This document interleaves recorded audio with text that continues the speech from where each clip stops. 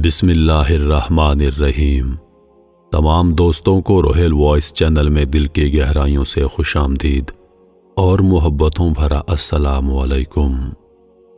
مالک کن فیکون محمد صلی اللہ علیہ وآلہ وسلم کے صدقے آپ کی پریشانیاں دور فرمائے، وسیع رزق، عزت، سکون سے نواز دے۔ اللہ پاک آپ کو بری گھڑی برے لوگوں اور بری نظر سے ہمیشہ محفوظ رکھے، آمین۔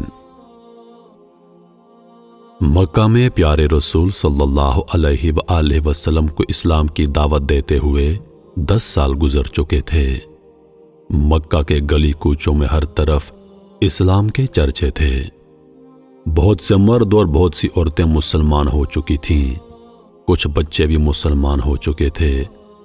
پیارے نبی صلی اللہ علیہ وآلہ وسلم کی زبان مبارک میں ایسا اثر تھا کہ جو بھی آپ کی زبان سے حق کی آواز سنتا آپ کے ساتھیوں میں شامل ہو جاتا اور آپ صلی اللہ علیہ وآلہ وسلم پر جان چھڑکنے لگتا۔ یہ حالت دیکھ کر مکہ کے کافر بہت جھنجھلاتے، رسول اللہ صلی اللہ علیہ وآلہ وسلم کو جادوگر کہتے اور لوگوں کو روکتے اور ان پر زور ڈالتے کہ ان کی باتیں نہ سنو۔ انہی دنوں یمن کے مشہور شاعر طفیل مکے میں آئے۔ یہ اپنے قبیلے کے سردار تھے اور یمن کے لوگ ان کو بہت مانتے تھے۔ جب یہ مکہ پہنچے تو مکہ والوں نے ان کا بہت بڑا شاندار استقبال کیا اور بڑی عزت سے پیش آئے، مگر مکہ والوں کو یہ فکر ہو گئی کہ اگر کہیں طفیل نے محمد صلی اللہ علیہ وآلہ وسلم کا کلام سن لیا تو یہ ضرور مسلمان ہو جائیں گے۔ وہ کلام ہے ہی ایسا کہ سننے والا بغیر اثر لیے نہیں رہ سکتا، اور پھر طفیل تو خود ایک شاعر ہیں، کلام کی اچھائی کو پرکھنے والے ہیں۔ محمد صلی اللہ علیہ وآلہ وسلم کا اونچا پر اثر کلام اور پھر ان کے سیرت و اخلاق کی کشش طفیل نے اگر ان کو دیکھا تو مسلمان ہو جائیں گے، اور اگر یہ مسلمان ہو گئے تو ان کا پورا قبیلہ مسلمان ہو جائے گا۔ مکہ والوں کے لیے طفیل کا یہاں پر آنا ایک بہت بڑا حادثہ بن گیا۔ طفیل نے ان کو بڑی فکر میں ڈال دیا۔ سب سمجھدار لوگ مل جل کر بیٹھے، آپس میں مشورہ کیا اور یہ طے ہو گیا کہ جیسے بھی ہو طفیل کو محمد صلی اللہ علیہ وآلہ وسلم سے ملنے نہ دیا جائے۔ کچھ لوگ طفیل کے پاس پہنچے اور بڑی رازداری سے اور خیرخواہی کے انداز میں طفیل سے کہا، آپ نے ضرور سنا ہوگا کہ ہمارے یہاں پر ایک صاحب ہیں، وہ کچھ دنوں سے اپنے آپ کو نبی کہنے لگے ہیں، بڑے زبردست جادوگر ہیں، ان کی باتوں میں بلا کا اثر ہے، ان کی باتیں سننے والا ان کے جادو سے ہرگز نہیں بچتا، جو بھی ایک بار ان کی باتیں سن لیتا ہے بس انہی کا ہو کر رہتا ہے۔ مکہ کے بہت سے بھولے بھالے ان کے جادو میں پھنس گئے ہیں اور اپنے باپ دادا کے دین سے پھر چکے ہیں۔ بہت سے گھرانے ہیں جہاں پر انہوں نے بیٹھے بٹھائے باپ بیٹوں، میاں بیویوں اور چچا بھتیجوں میں لڑائیاں کروا رکھی ہیں، اور پھر جس پر ان کا جادو چل جاتا ہے وہ ایسا ہکا بکا ہو جاتا ہے کہ پھر وہ کسی کی نہیں سنتا، بھلا کیا مجال کہ کوئی اپنی بات سے ہٹا سکے۔ آپ کو یہ سب باتیں ہم نے اس لیے سنائیں کہ آپ ہوشیار رہیں۔ طفیل نے ان لوگوں کی باتیں بڑے غور سے سنی اور دل میں طے کر لیا کہ کچھ بھی ہو جائے اس شخص کی بات ہرگز نہیں سنوں گا، کہیں میرے اوپر بھی اس کا جادو کا اثر ہو گیا تو کیا ہوگا۔ اور پھر طفیل جب کعبہ میں جاتے تو کانوں میں خوب روئی ٹھونس لیتے کہ کہیں ان کی آواز کانوں میں نہ پڑ جائے۔ ایک دن کعبہ میں پیارے رسول صلی اللہ علیہ وآلہ وسلم نماز میں قرآن پاک پڑھ رہے تھے۔ اتفاق کی بات ہے کہ طفیل کا وہاں سے گزر ہوا، خدا کا کرنا قرآن شریف کی آواز ان کے کانوں میں پڑ گئی۔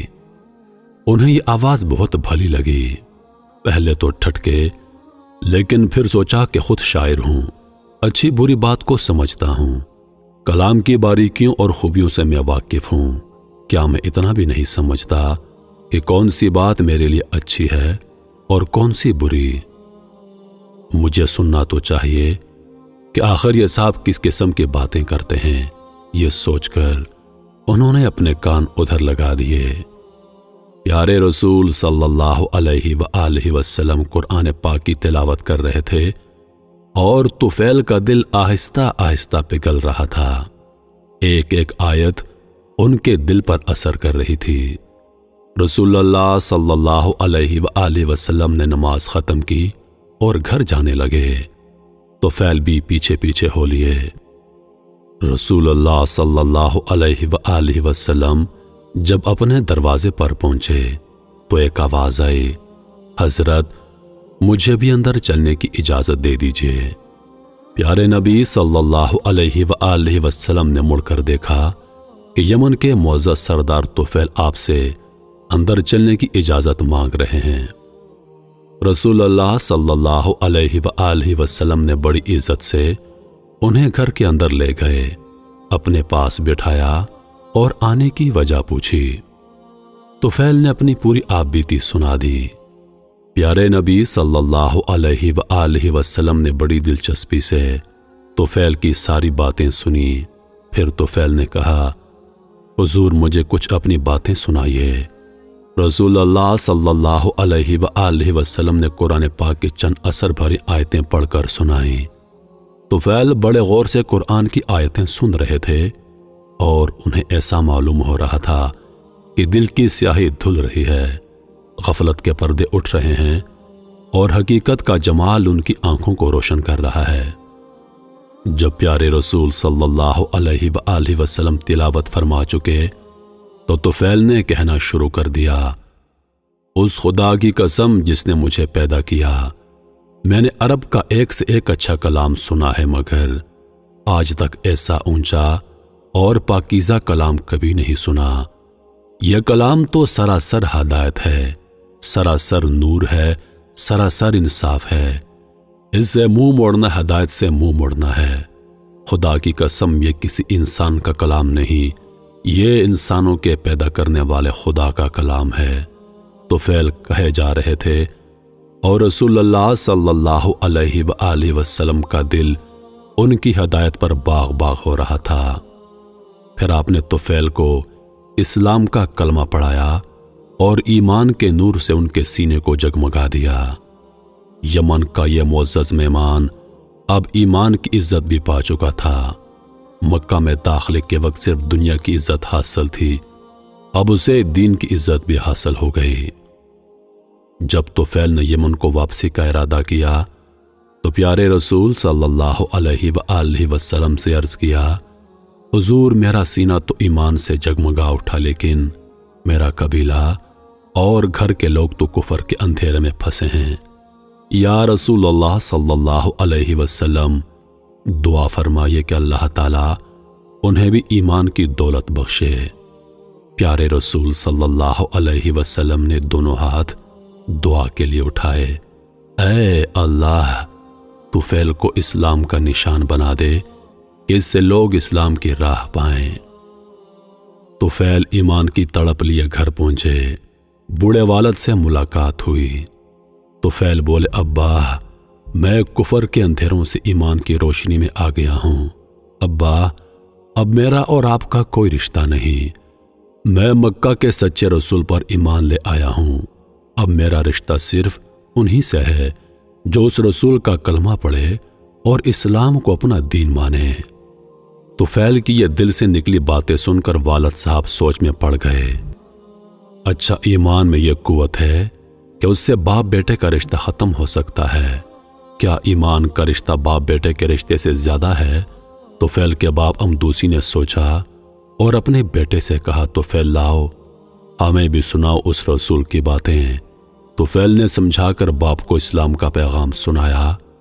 حق کی کشش نے کام کیا اور بوڑھے باپ نے بیٹے سے کہا، طفیل بیٹے تم میرے بیٹے ہو اور میں تمہارا باپ ہوں، میں بھی اسی نبی پر ایمان لاتا ہوں جس پر تم ایمان لائے ہو۔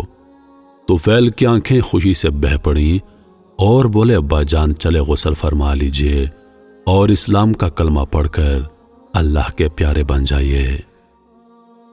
امردوسی نے غسل کیا، شہادت کا کلمہ پڑھا اور اسلام کی دولت سے مالا مال ہو گئے۔ باپ کے بعد محبت کرنے والی بیوی سے ملاقات ہوئی۔ بیوی کو دیکھ کر طفیل کی آنکھوں میں محبت کے آنسو آ گئے، مگر فوراً ہی سنبھلے اور بیوی سے کہا، پیاری بیوی، اب ہمارا تمہارا کیا رشتہ؟ میں تو مکہ والے نبی پر ایمان لا چکا ہوں اور تم ایمان کی روشنی سے محروم ہو۔ میں اسلام کی روشنی میں چل رہا ہوں اور تم کفر کے اندھیروں میں بھٹک رہی ہو۔ ایمان اور کفر کا کیا ساتھ؟ میرا رشتہ تو صرف ان لوگوں سے ہے جو اس خدا کی بندگی کریں جس کا کوئی شریک نہیں، اور اس رسول پر ایمان لائیں جسے خدا نے ہماری ہدایت کے لیے بھیجا ہے۔ طفیل کی اثر بھری تقریر سن کر بیوی کے دل کے دروازے کھل گئے۔ حق کی کشش نے اسے بھی کھینچ لیا اور وہ کہنے لگی، پیارے شوہر، آپ میرے شوہر ہی ہیں اور میں رہتی زندگی تک آپ کی رفاقت میں ہی رہوں گی۔ میں بھی اس خدا پر ایمان لاتی ہوں جو ساری کائنات کا خالق ہے، اور ایمان لاتی ہوں اس رسول پر جس پر آپ ایمان لائے ہیں۔ طفیل کا دل خوشی سے اچھل رہا تھا، ان کا چہرہ حق کی فتح پر چمک رہا تھا، اور وہ یہ سوچ رہے تھے کہ کتنی کشش ہے ایمان میں۔ شہد کی مٹھاس اپنی جگہ، شہد کی مٹھاس اپنی جگہ، مگر ہائے وہ میرے نبی کا لہجہ۔ اس طرح طفیل جو اکیلا مسلمان ہوا تھا، اپنے گھر اور اپنے پورے قبیلے کو مسلمان کر دیا۔ عزیز دوستو، امید کرتا ہوں کہ ویڈیو آپ دوستوں کو پسند آئی ہوگی۔ ویڈیو پسند آ جائے تو لائک اور شیئر ضرور کر دیجیے گا، اور آنے والی نئی ویڈیوز کے لیے ہمارے چینل کو سبسکرائب کر دیں، اور ساتھ میں موجود گھنٹی کے بٹن کو ضرور دبا دیں تاکہ ہماری ہر نئی آنے والی ویڈیو سب سے پہلے آپ تک پہنچے۔ مجھے دیجیے اجازت۔ سانسوں نے وفا کی تو اگلی بار ایک اور ویڈیو لے کر آپ کی خدمت میں حاضر ہوں گا۔ تب تک کے لیے خدا حافظ۔ اللہ پاک آپ سب کا حافظ و نگہبان۔ ہنستے رہیے اور ہمیشہ مسکراتے رہیے۔